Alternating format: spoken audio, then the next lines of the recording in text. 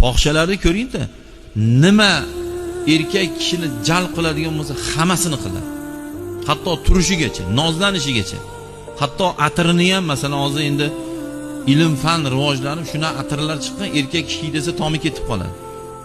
Shuna atirlar chiqqan, erkak kishi sevsa, ayol hidasa tomi ketib qoladi. Liboslar. Mana nimaga? Masalan, odatda shashli pazlar yo qanaqadir hidi chiqadigan taomlar qiladiganlar tashqarilarda imkon darajada hidi uradigan joyda qiladi. Nimaga? Hidini hidlaysiz, shashli yegiz keladi. Shuning uchun aytadiki, "Ey erkak, nikohingda bo'lmagan ayolni hidlama" deydi. Ayol nikohingda bo'lmagan erkakni hidlama deydi. Qo'l berib ko'rishma deydi. Bir-biringga ko'z urishtirma, qarama deydi. Nimaga?